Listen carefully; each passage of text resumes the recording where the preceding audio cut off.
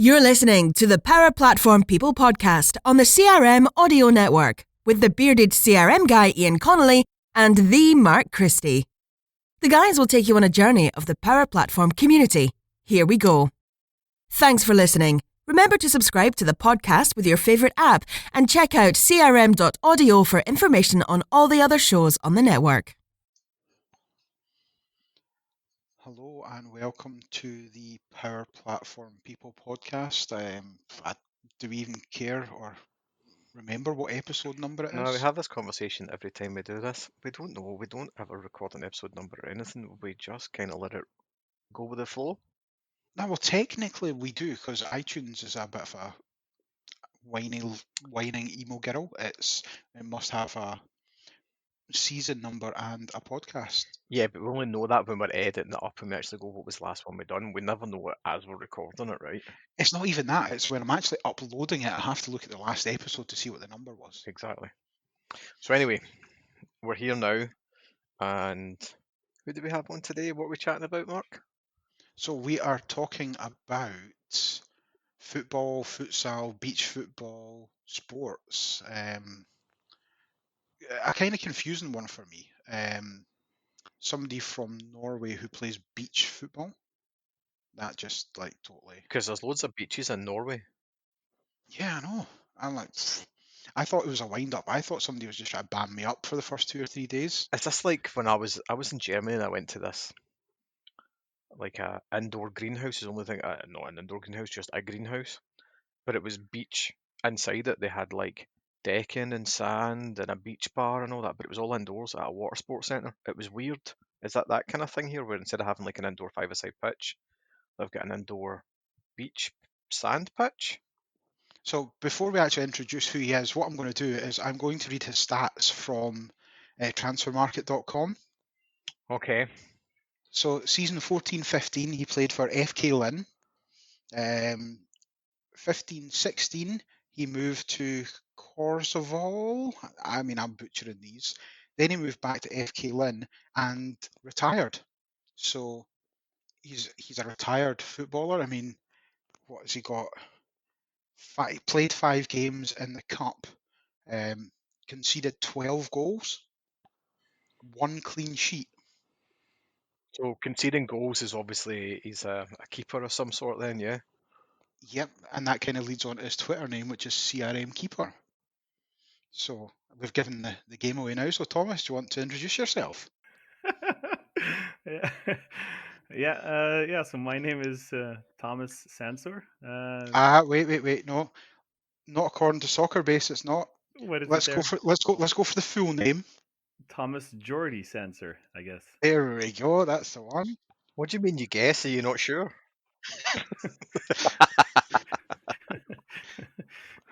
Well, it could be just a translation, I suppose. Yeah, I guess.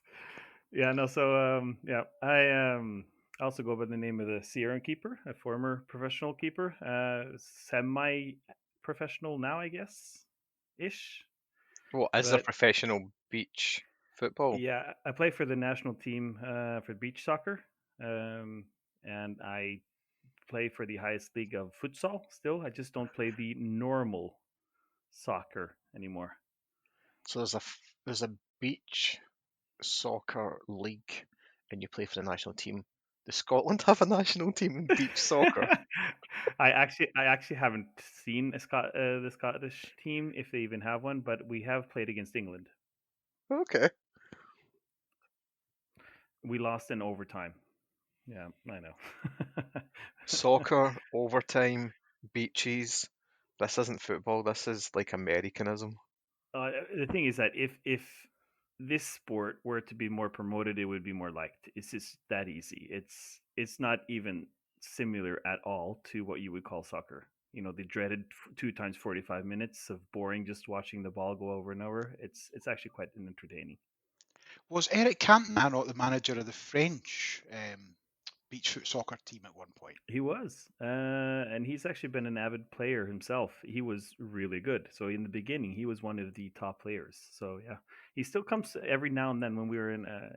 I've seen him once when we were in Portugal, in this place called Malsade. He was just hanging out in the stands. This looks like this total beach bum, Just he's one of the most amazing footballers ever, and he's just ever like, yeah, whatever, it's cool. I'm just checking out beach soccer. Because I've seen him, and was it not Ronaldinho as well, the other one that played a bit of beach football? Oh yeah, but they've throughout the years they've had some show matches with some of the best players to play beach soccer, and yeah, the Brazilians, they grow up doing this. It's just amazing. But then you have some other players, the top players that have come out into the sand and they're hopeless because it is a completely different sport. And they've had some hopeless goalkeepers that have gone to the sand and been okay.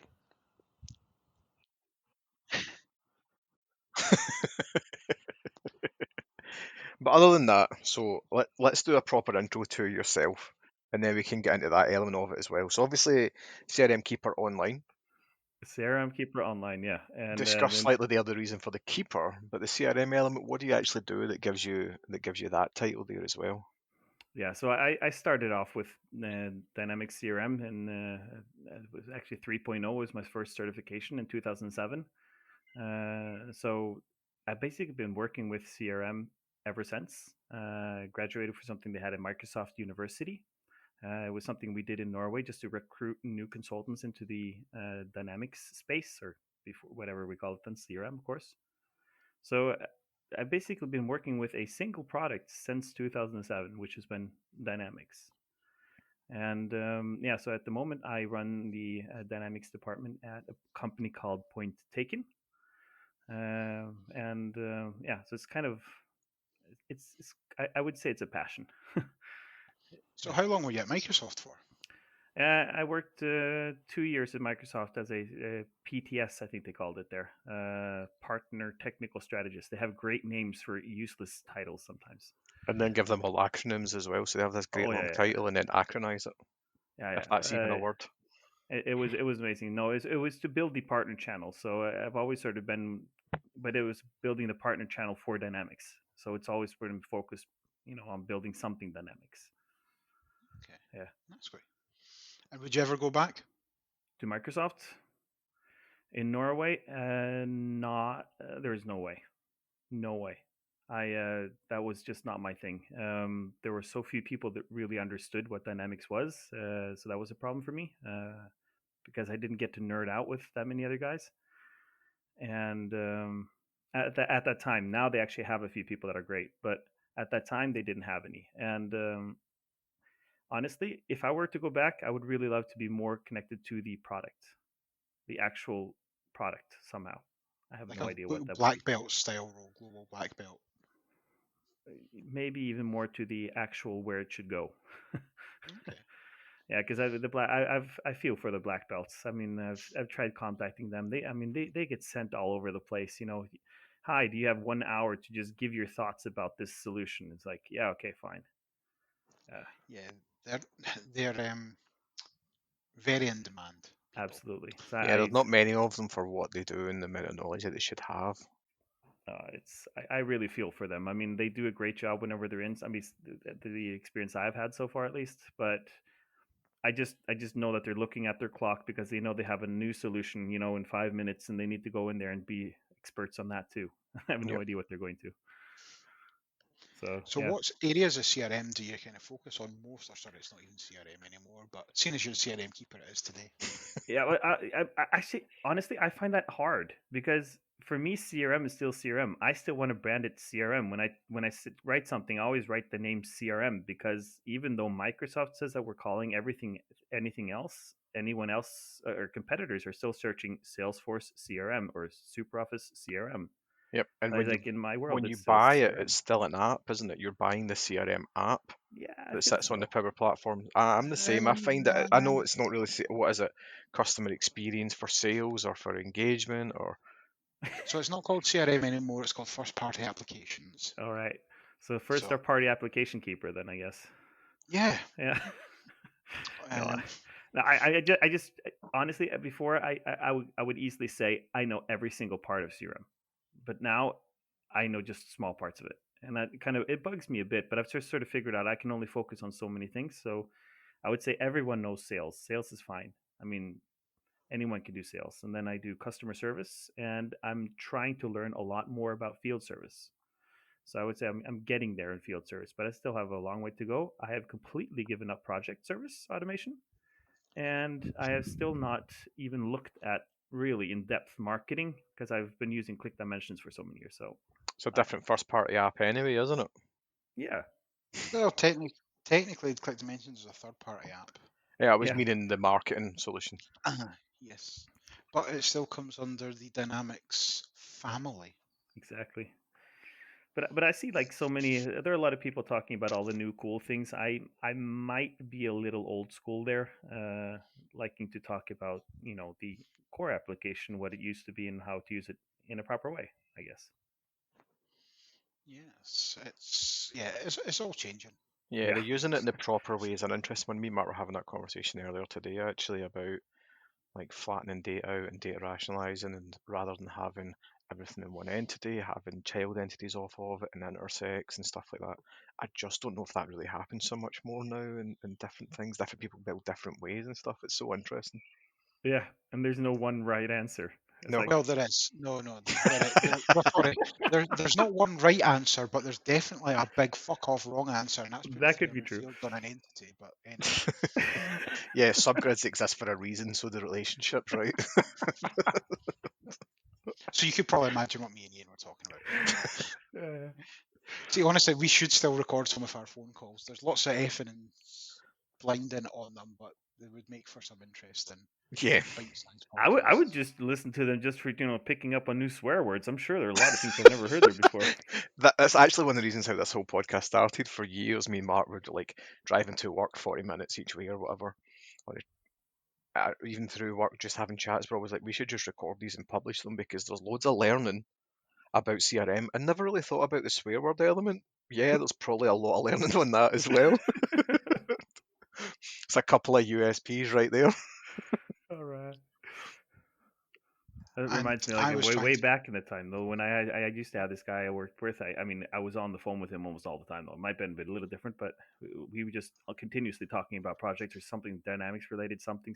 The discussions just escalated to whatever, but they kept on going like throughout the whole day. Yeah. No, I was trying to learn some new swear words yesterday, but I was struggling with the Norwegian pronunciation of them. It's like me trying to butcher something. I mean, I'm really bad at saying people's names that are not natively English, so you can imagine swear words that are, yeah, just horrible. I imagine you sounded like you were trying to speak Klingon. No offense to another language, but I imagine your pronunciation sounded more Klingon than anything else.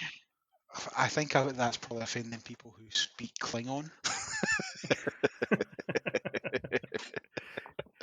Well, I think. it wasn't pretty. I mean, Pick was one, wasn't it? peak. You're just an actual pick. Yeah, There's an I, not an Yeah, E. so even It's an there, E. you're saying it wrong because there's more accentuation on the pick. Yeah, pick. Peak. Okay. Peak. You total peak. There you Yeah. go. You happy with that now? Yeah, that's better. I've totally offended you and offended everyone who speaks that language. Great. And I've That's just fine, no I'll idea. never I be wasn't allowed to involved in know. that conversation, but Yeah, you didn't never miss be out on allowed to anything, I guess. nah, it doesn't sound like it. But So let's go back to the start. So CRM keeper, football was your first love, shall we say? Yeah, yeah. So the teams that you played for, I mean, just looking here, were they professional? Were they semi-professional? Were you? I would like to say professional but they're probably if you're speaking to a professional soccer player top level, it would say semi-professional. Yeah. so here's the question on that: did you get paid a wage and did you get boot money? Only in a few clubs did I get paid a wage. Well, that's semi-professional in my book. Then you get paid to do it. Okay, I'll do semi-professional. Right. So no. Well, here's the other question: were you full-time or were you part-time? Part-time. So you get your semi-pro then. That's fine. I would say if you're that's more than fine by me. if you're a full-time footballer, I think. So what was the highest league that you played in then? Yeah, so it would be the second league in Norway. Okay. Yeah. And But I was stuck with this so we had this elite club, the Lean, the one that we were talking about. So Yep. the fun part of it was the top one of the top league in Norway, and then they went bankrupt. So they were, what do you call it, delegated? No, relegated. Relegated. Yeah, Yeah. relegated. Sorry, yeah, relegated. So they were relegated to like the fourth division, but they kept the same sort of, the supporters were still there, but all the players weren't there anymore because they weren't getting paid, so they went to different clubs. But then the original guys, like, that we've been playing for this team when we were younger kids and everything like that, and we've been fairly decent soccer players ever since. We came back to sort of, we were in different clubs, second division clubs, so we came back to sort of help them out. So we tried to get them back up again. It was a cool journey. So we had the really amateur games. We would crush them at least like 7 or 8-0, and we would have 2,500 people there, just with flares and everything. It was pretty cool. Madness. That is mad. It was. So how long did you play for them for? I can't really remember. I would say 4 or 5 years. Okay. So maybe the stats here aren't true then. I have no idea where those stats even came from. I mean, the only Did you stat that play I'm more proud than of 12? keeping is that in the club I've kept the most clean sheets ever. Yeah, so according to your stats, that's 1. So I take it you've played more than 5. Well, so the only stats that we've got here are actually for the Norwegian Football Cup. Oh, really? Yeah. So yeah, I've got. Thomas is raging. He's like about to go into the stats man and be like, "Where's my League 4 stats?" Yeah, no, I mean, I got a link here. I could easily send you. So yeah. Yeah, your own edited Wikipedia page doesn't count. Oh, it doesn't? Nah. There we go. I mean, do you remember the 13th of April 2016? Does that date ring any bells to you? I can actually go in and check on the official stats page. 2016? 2016, the 13th of April. Also, There were was you the no- shortest keeper? Were you like the shortest player in the team? And not the shortest player, but I You're was not even definitely that short, the- but you look short I was compared to the that guy in short- the link you've sent. The third, yeah, exactly. But the guy I'm standing next to, he's like 210 monster. I mean, he was a beast. He was my defensive player. Okay. He had been playing for the top. He's been not a semi. He was the only player that went from the top division. He was scouted to different clubs abroad. I mean, in Italy and stuff like that. So he's been a very, very talented player. He just never wanted to go there. So he stayed with the club. Trying to do a kind of special thing for the club. Bring him back up again. He was just amazing because he just swept everything away from me. So he was my best defensive player ever. Nice. Now, anyway, That's so awesome. so the 13th of April, Yep. 2016. We lost 7-0 against the Elite Series, the team Troms. Did you play in goals that game? Yeah, I did. That was tough. That's a belter, that one. Yeah, that was actually quite tough. Well, no. So I wasn't picking on you, but no, all the games here are just looking at the detailed stats are just for the cup. It doesn't have any of the League 2 stuff. No, I sent you the link for those if you were ever that interested. And God, I don't think you are. Oh yeah, I will be scouting that. So I mean, there's something that we actually both have in common. We have both been in Football Manager, have we not? Yes, but The game. I was on a technicality, and it bugs the hell out of me because I was on a technicality that I didn't make it to FIFA 2001. I was so close. I mean, it would be awesome just being able to play, have yourself on FIFA. That would have been. So what was the awesome. technicality? Yeah, have you there? But both of us have other things in common. We're too short for the position we've been playing, right? Not really. I'm not a keeper. I'm a centre half. So You're a centre half. You were just training keepers. Yeah. Oh. Because I like kicking the balls at goalkeepers' heads is pretty much the main thing. I got used to shouting that much at the keeper that I would just turn around and blast the ball at his head. That's how we figured out that I actually had quite good technique for warming them up. All right. It's actually it's harder than people think. To warm a keeper up, it's harder than people think. I hate having other outfield players doing that. I really hate it. I think the main thing is you're not trying to score goals, you're trying to warm the goalkeeper up. That's what you don't get half the time. So you play. At what point then did you go from playing soccer to soccer to futsal? what was the transition? Were you just getting Yeah, too old? Or? no, futsal it was building up in Norway, so it wasn't really that big in the beginning. So it was mostly just friends playing with friends every now and then. It was organized, but it was just for fun. But then at a certain point, it turned more serious, and then it got interesting because I really do love to compete. I don't know why, but it's a trigger and it really helps.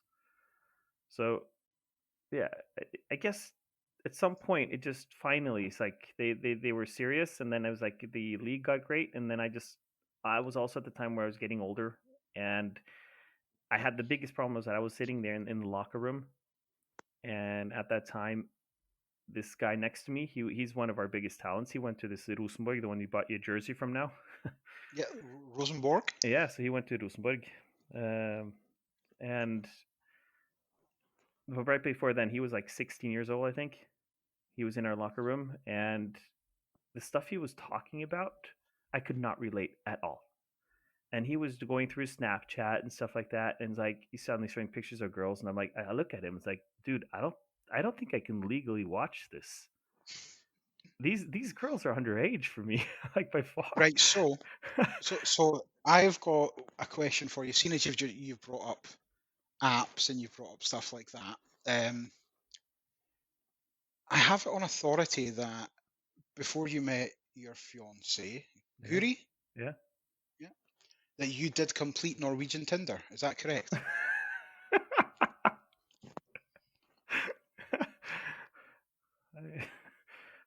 I do know how to operate the application. Yeah. Right. Okay. So we'll leave that one there.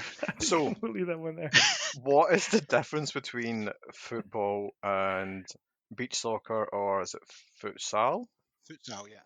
Oh yeah, so I guess they're all very different sports, and futsal might be actually, I would say, one of the, as a goalkeeper, the most boring one of them all, because in outdoor soccer you get to see a lot of as a keeper you get to do a lot of things, you get to be involved in many situations, but of course as a spectator you might think it's boring to watch if you've never seen it. In futsal things happen all the time, so as a spectator it might be cool, and as a player it's fun because you're doing things all the time. As a goalie you're doing nothing.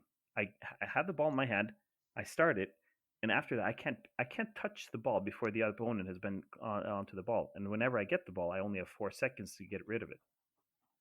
So The and best way to for me in describe it. football, the keeper is generally like a conductor as well as the captain from the sideline. The Yeah. keeper will be shouting man on the side, everything else will be giving instructions about where the other players are. Do you do the same thing there? Absolutely. It's So very important. you've But still got that element of it going on, yes. oh You're yeah, not yeah, doing nothing. no, but it's like you don't get to participate in anything offensively. The only time you're supposed to do something is when there's a save, and then you're supposed to save, of course. I guess So it's what Iain, just to compare to a hockey goalkeeper. The hockey goalkeeper is basically a shot stopper. He doesn't do anything Mhm. else, right? so Iain, futsal is basically fives with a weighted football. So five Yeah. sides with a weighted football. Anytime the ball goes out of play, the clock stops. Yeah. So it's And you play on effective a to play normal then. beach, so you're playing on one of the No, 16 blue flag beaches. You're playing in what, futsal's Ardisbukta or something, or are you kicking about somewhere else? Yeah, so futsal's indoors on in a gym. But so futsal is like proper five-a-side. So Mm. can you mind the 10 and 6s? Can you remember those? Yeah. Right, so that's basically the same sort of setup as that. It's a really weighted football that's pretty much like a medicine ball. And there's no sand. There's no sand at this So why point. is No, it he's not beach got. football, or is am I just No. making that up? No, he's not got to the beach yet. So it's gone football to futsal, and Sorry. then he get. It's like going from Premier League down to Conference. He's now basically playing a sandpit with kids.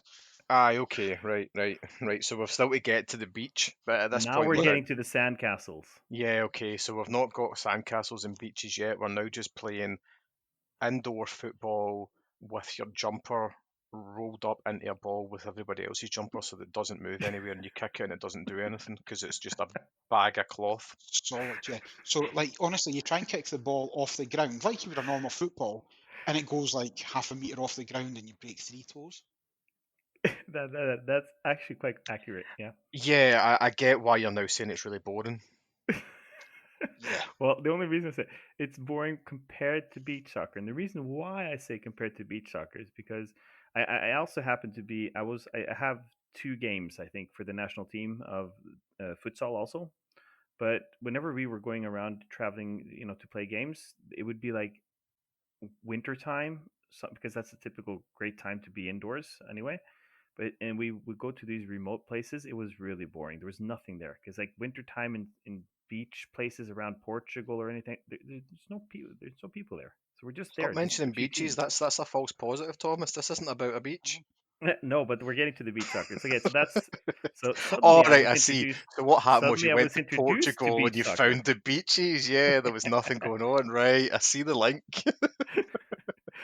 So, did you say you played for the national team at futsal as well? Yes, I did.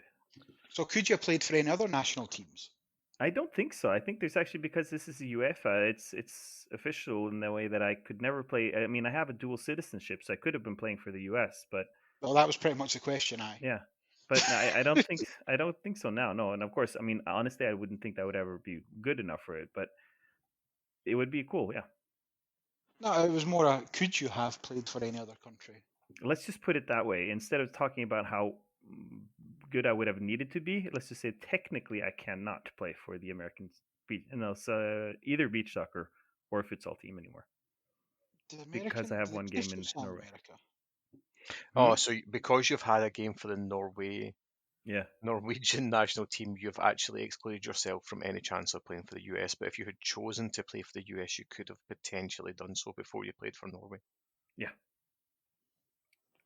Let's just make it for the podcast. Let's just make it sound like I had the choice and I You chose. chose Norway. Yeah, I chose Norway. That's what I was trying to get to at that point. Your choice was Norway over. Yes, you could have.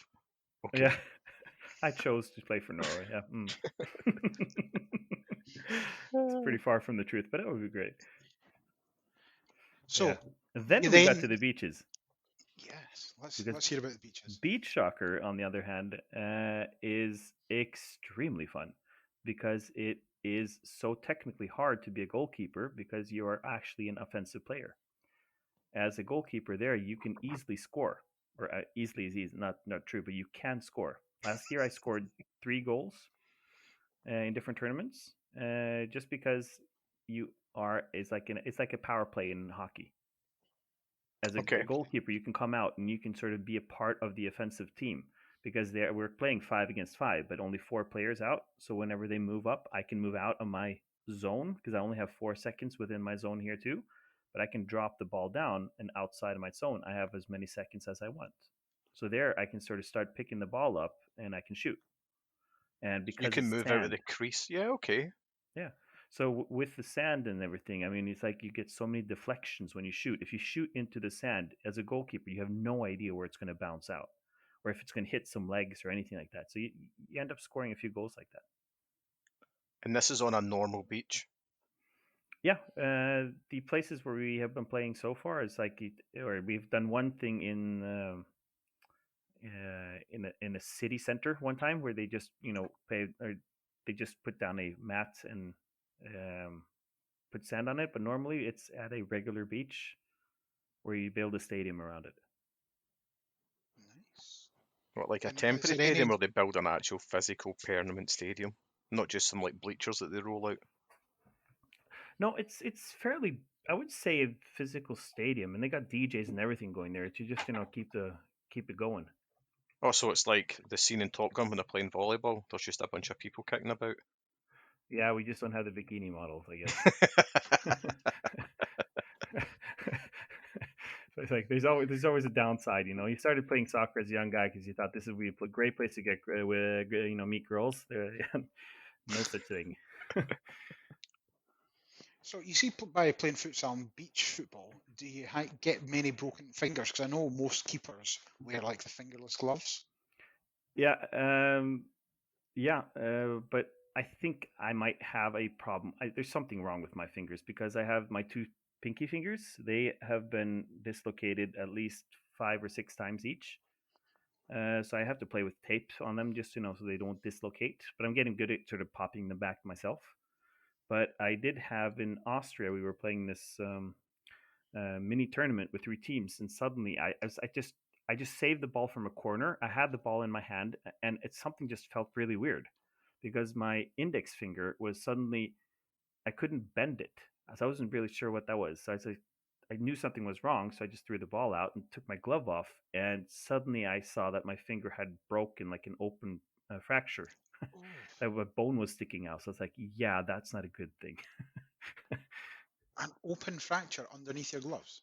Yeah, that was it was kind of strange. Was that in beach football or futsal? Yeah, that was beach soccer. So it was just a completely random thing. The ball must have hit the wrong way at the wrong time, kind of thing. That's interesting. Getting a Yeah. compound fracture from that. Oh, Yeah, I know. It was odd. It was not even a hard shot. It was just Was there weird. blood? Well, it didn't bleed that much, to be honest. And I think that was good. I mean, it's I'm not really good with needles and stuff like that. So I mean, but I had no problem seeing the bone. I was okay. But when I get the needles and you're supposed to get the tranquilizers, that I can't even watch. I had to look away. I think the needle, like seeing the bone, would be surreal because it wouldn't feel like yours. It didn't. Really, it was just something white. It did not feel like your own bone. And it's like, Yeah. you don't understand what it is. I got one of the weirdest things I've ever done or had done to me was I had a little skin tag thing, like a blood vessel thing removed from my knee, but they gave me just a local anaesthetic on it. Hmm. And I was sitting on the edge of the bed watching them cut open my knee just with like a Oh, little scalpel to jeez. take it out. Oh, I And remember you telling me about that. it was the weirdest thing ever because obviously I can't feel my leg, but I know But you it's my see it leg, happening. and I'm seeing it happening, and I'm like, that's my leg. And the nurse kept telling me not to look. She's like, you can't look at this because that's just weird. And I was like, no, I find it really interesting, but it's weird because it's my leg, but it's not my leg. I can feel your hand touching like my shin, but I can't feel when you're cutting.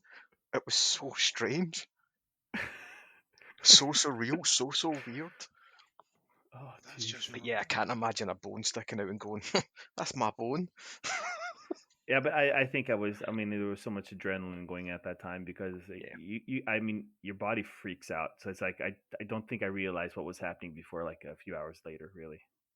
Yeah, I think it's it's the already shock been- I was element, at the definitely. hospital and they pulled it back into placement. So Yeah, did you tape up and finish the game?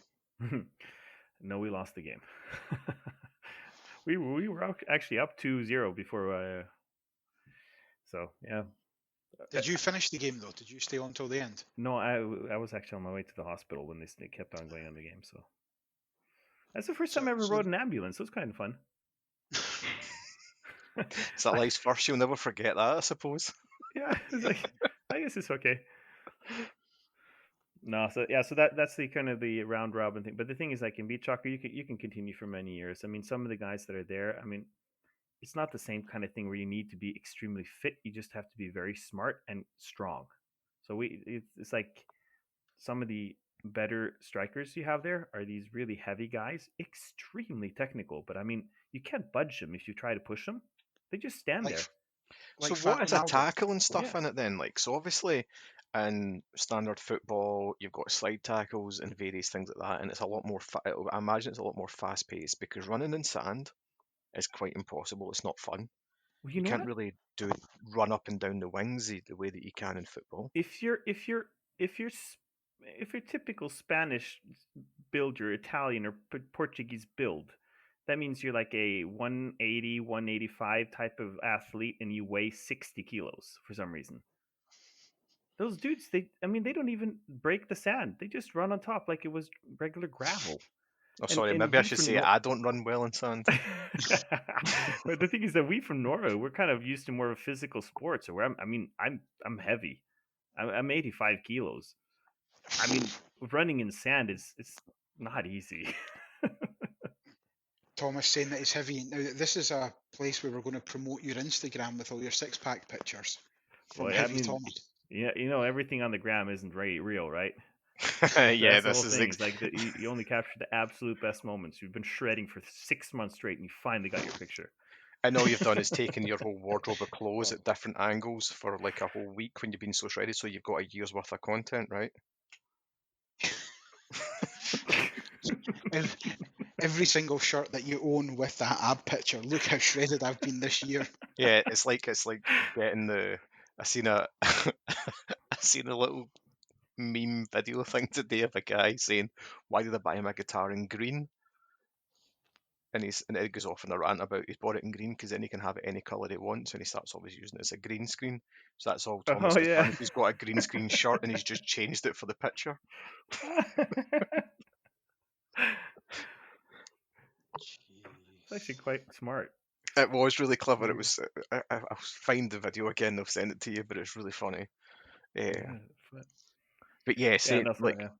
saying you're 85 kilo and heavy, but yet I hear you eat like a Trojan. I have a problem with food.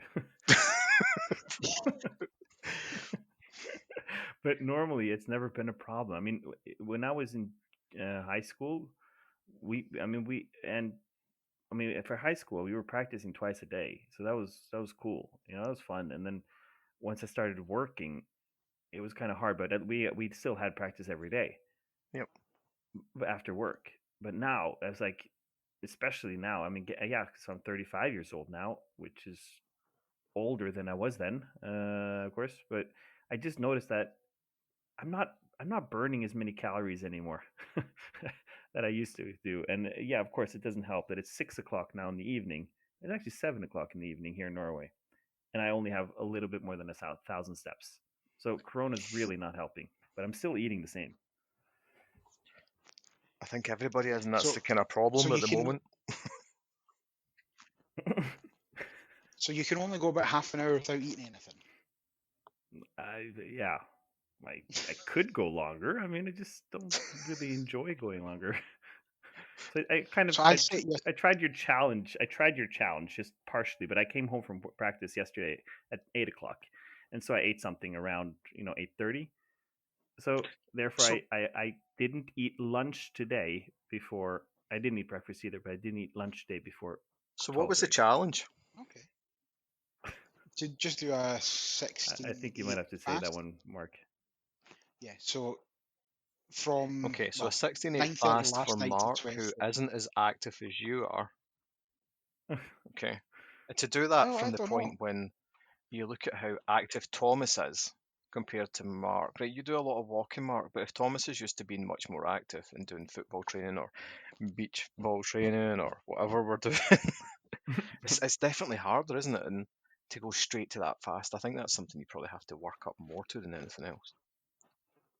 The only thing I realized, the biggest problem I have is that I have. He says 2,000 calories, and I'm like, I have no idea what a calorie is. I honestly have no idea what a calorie is. It's like 2,000 for me. I have no idea what that means. So Yeah, I that's need to where it I need becomes to really figure hard. that out. Yeah. Yeah, I mean, yeah, I was being generous with 2,000 calories as well. I don't know. I was thinking that sounds so little. I was thinking like that's probably what I eat in a single meal. Well, that comes back into the thing as well, where you talk about if you're looking at calories and what you actually sustain as just standard life calories for a guy of our age, that is probably something like 1,000 calories or just less anyway, just for the fact that you're awake. Yeah.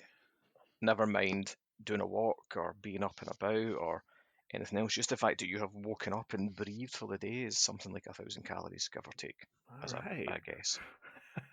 So if I just stay below 1,000 calories a day, I mean I'll be back in shape in no time. Yeah. Your calorie deficit will be massive at that point as Yeah. well, but then you end up in a point where you potentially go into starvation mode and you start losing muscle over losing fat. So what you want to do is lose fat, not muscle. Apparently, I mean, I'm talking about this sitting here way more than you. I stand to lose a lot of things without any problem right now. So yeah. You just see the other guys. I mean, if you want to be a good beach player, you got to be lightweight. Otherwise, you got to be one of those tanks in front that I was talking about, extremely technical. No one can move around them. They don't even need to pivot or anything because in beach soccer you have this thing. If you flip the ball up for a bicycle kick, no one can touch you. It's like a holy grail thing. It's like you can do whatever you want because during the bicycle kick, if anyone touches you, you get a penalty from the spot you're doing the bicycle kick with no one in front. So you just So get a that's direct even. hit. So you want to try and do a bicycle kick and almost have somebody touch you because actually the Yeah, impact of that is so much worse because they've got yeah, a direct kick at goals. yeah. So that, therefore, I mean, having a tank in front that is technical, I mean, you can get so much done. So when it comes to back to that point we were talking about tackling in beach football, then Oh yeah, I forgot so to mention that. yeah, I was thinking Yeah, that we'd circle back to that. So how does that work if you're talking about somebody being a bit of a unit up front the and thing you is can't that slide tackle once them too much because if you there's don't have no. control over the ball, in a sense, it's like a war zone where anything goes almost. Where no one has control of the ball, you can push and things are fine. I mean, they won't really judge much. But if you have technically control over the ball and you're doing something, if you touch typically the Italian, Spanish, or Portuguese players, they fall. Like I mean, they fall really easily.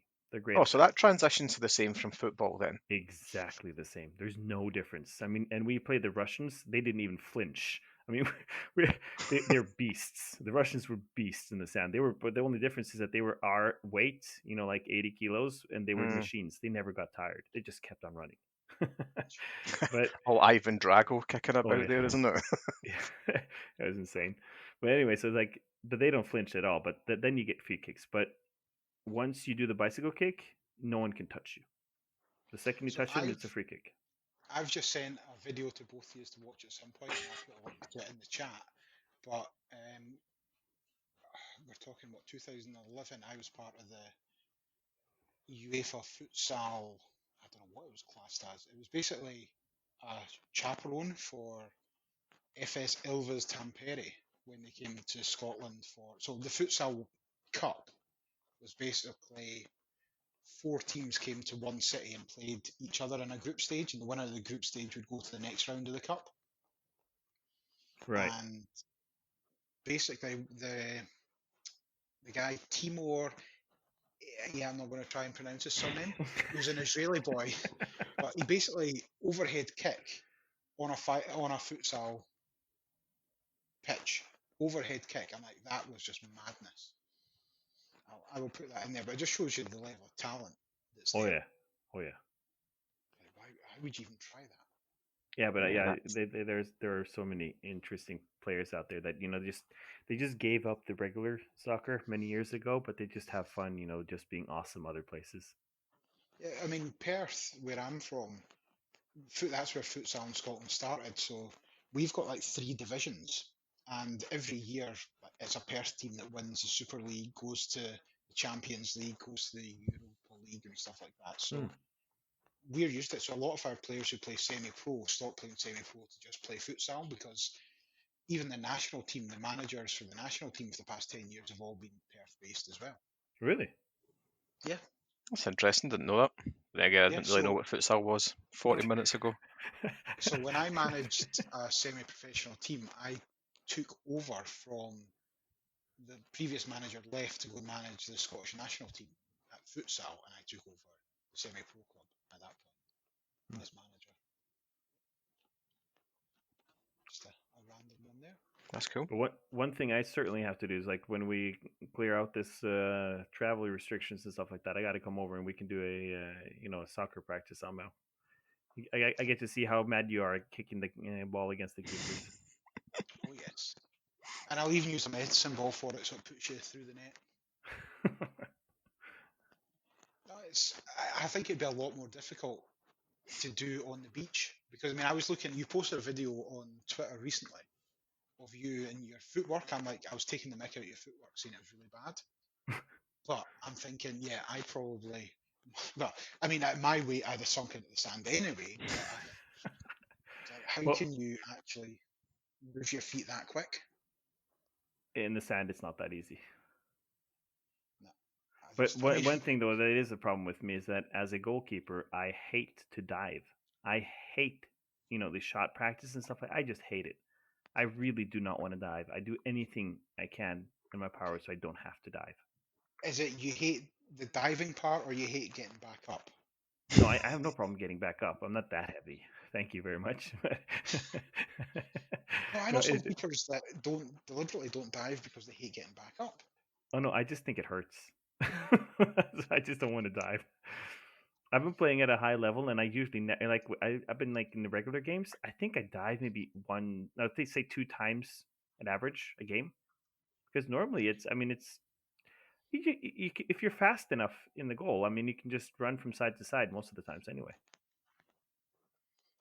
That's true because they are smaller goals and are futsal goals and beach soccer goals the same size? No, so the beach soccer is almost the same width as a normal goal, just a little smaller and a lot uh, lower. So that's like 5-a-side goals or something then. Yeah. About the same Well, I width, but think, about half the height. They're yeah, I actually would say so. yeah, but they're actually quite wide. So Okay. they're not. I mean, like in futsal, it's like it's become so professional now that a good match is like 1-0 or 2-1, or you know what I mean. It's like it's not necessarily, there's no guarantee for a lot of goals because people can really defend themselves now. And you But can bet on it, Ian. You can bet on futsal now. yeah, but the thing is, in beach soccer, I mean, this sport is created to score goals. The whole point is to score a lot of goals. So a normal match against two great teams is not going to be a 1-1 match or 2-1 match. It's going to be like a 6-7 match, or stuff like that. There's stuff happening all the time. So how does Is the that because timing of of the it level of work? goalkeeping? Which one? Just so we'll go with my one just quickly, right? So I remember in America when they started the MLS, they deliberately bought rubbish goalkeepers so that it was high scores, so people would watch it for all the goals. Is it the same in beach football? They don't have to buy. I'm free, man. I'm free rubbish. No, I mean, there's is this different? Like, just take the kickoff in beach soccer. It's actually a very very dangerous situation because the kickoff, you kind of flick it up in the air, and there's a direct shot at goal often, and the ball can bounce anywhere. So a lot of people score directly from the kickoff. It's a very common thing in beach soccer.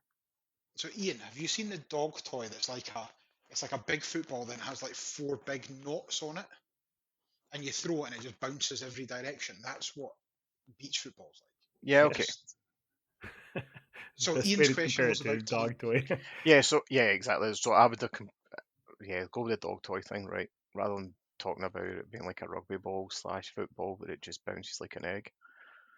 Yeah, well, Yeah, but yeah, the pretty much the timing. same So thing. yeah, so football's what 245 minutes. Yeah. So Doesn't this sound is like this is going to be the same. three times 12 minutes, but it's effective. So but the thing is that it's the same way here that the clock stops once the ball is out. The clock stops, and so you Yes, only yeah, play 12 minutes is slightly longer depending how often it goes out of play. Absolutely. And so and you have other things like when there's a free kick. So no free kicks no free kicks have, what do you call it, a wall, Hmm. defendant's wall or anything. They're just direct kicks on goal from wherever on the pitch. So direct kicks on goal, and you get time to put the ball down and everything. But anything else is like 4 seconds, kind of like you got to do throw in 4 seconds, the keeper in 4 seconds. So that's pretty much the same. But the free kicks, they sort of want them to score goals, so therefore they get time to set the ball up and everything, and prepare. Fourth. Yeah, so it's a bit like hockey. So when it goes out of play, you stop the clock. So a full match isn't 36 minutes. It could last for like an hour and 20. Yeah. Yeah, well, So it could actually it could last a long longer time. than Yeah. 90 minutes. Yeah. Okay. And So that's obviously the reason for like the 4 seconds and stuff as well, because it keeps the gameplay going. It's the same as like the rugby league versus rugby union. If there's a foul, you get 4 seconds. You have to kind of get up and just keep going with it. There's no stopping the clock, no reset, go get a drink and all that carry on. That doesn't happen. See, rugby to me is probably like beach soccer to you right now. I've seen it, but the difference, I've seen it, I just don't really understand it. That's all. no, I'm still like It's that like with tag. football as well. Yeah, you're it. I don't understand rugby. I mean, we were talking yesterday about Australian rules football. So we were speaking to a guest that's going to come on in a few weeks. But we're talking about Australian rules football and how there are 2 sets of goalposts and 2 different scores and everything that come up on the screen. It was just, yeah, that's a mental thing. So it's like Gaelic football again. It's mental. So before we wrap this one up, Thomas, are there any other internationalists in your household What does that mean, internationalist? that are on the national squads or national teams for anything? In my household? Yes. Well, actually, my girlfriend happens to be one of the best Norwegian cheerleaders. So yeah, she's won the European. And you were Championship saying quite you a few didn't have cheerleaders at the sideline. You telling me she doesn't No. come at your games? She's not. Yeah. So that's the first. That's the first thing you don't want to tell a cheerleader is like, oh, you go cheer at games. Yeah, I figured that one out quickly too. They don't do that thing. No? So we do have something called the beach soccer dancers. And to be fair, they are not only girls anymore. We have a 50-50 men and women dancing, in halftime shows. And yes, they are very weird, but they're there. But yeah, so cheerleading is actually a very, very professional sport. And they would never even consider coming to being on cheerleading, pom poms and stuff like that. For a sport. Yeah, no, not a chance. It's I remember my mum used to come to the football matches and shout at me every time I got sent off. Yeah, but that wasn't shouting positive at you, Mark. That's different. Your mum Grounded cussing again. you out is a different thing.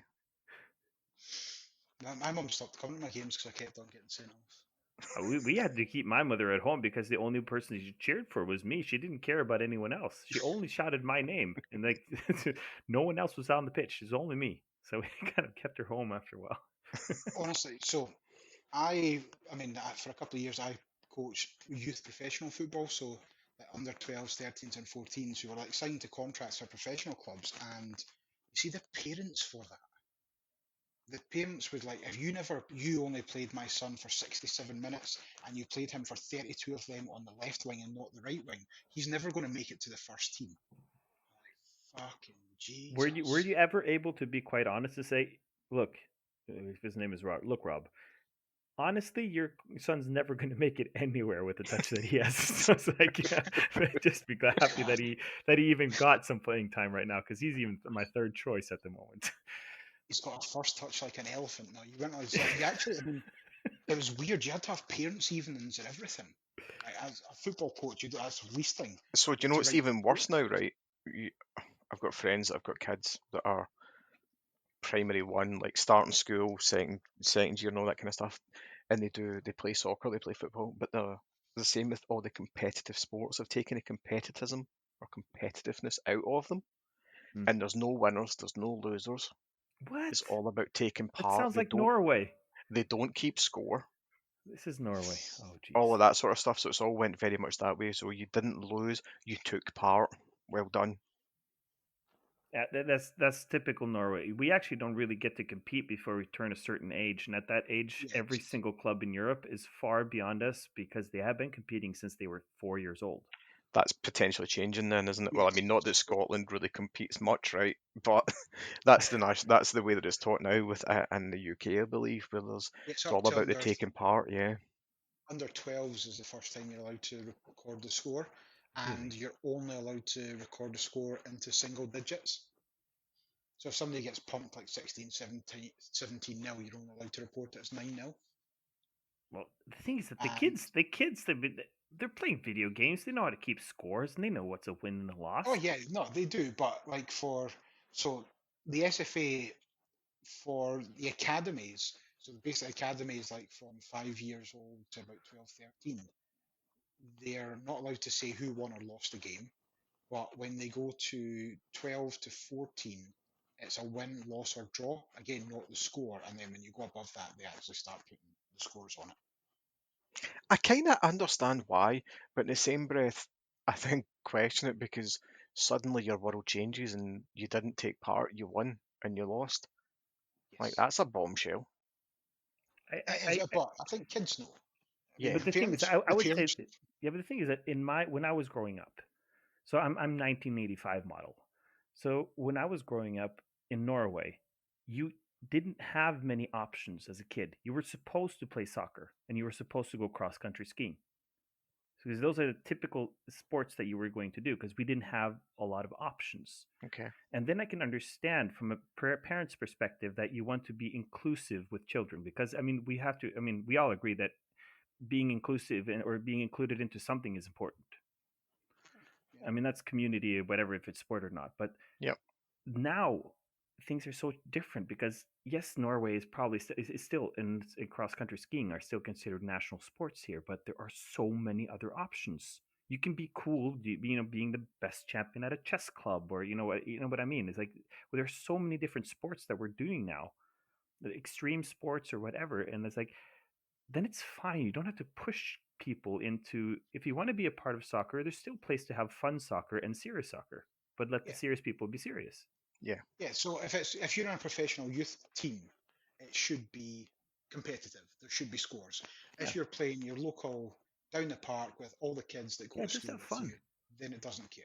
No, I mean, I've had kids who have been offered full-time professional contracts at 15 and 16 who weren't enjoying it and went to play for their local boys club that just because it was with all his friends and he was having fun because he didn't want to train 4 nights a week and play one night or one day on the weekend. Just because you're gifted at something doesn't mean to say it's what you should do. Yeah.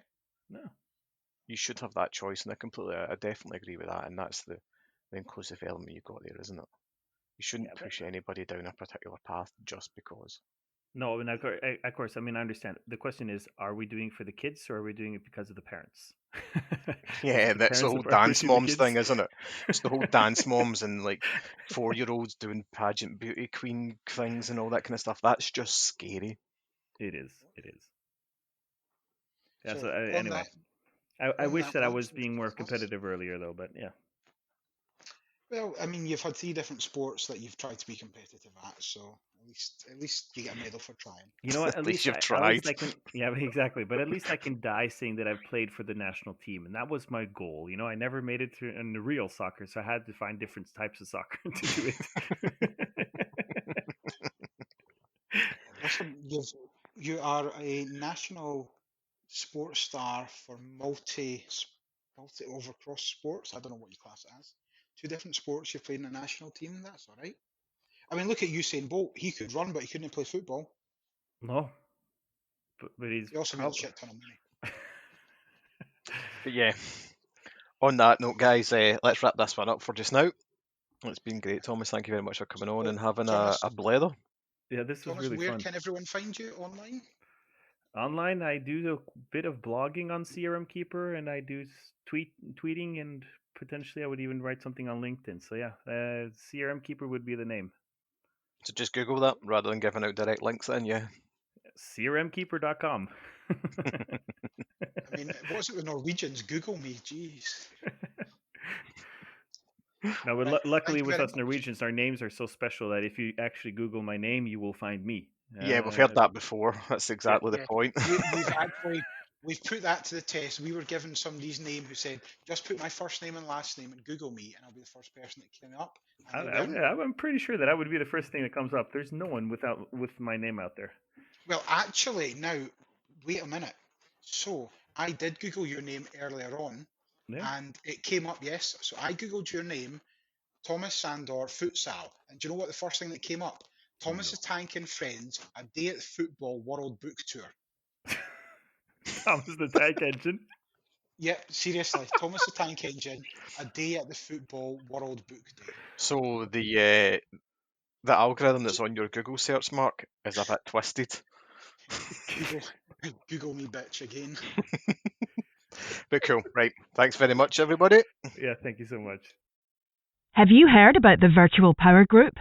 It's a new online community for people living or working in Scotland with an interest in Microsoft business applications at any level.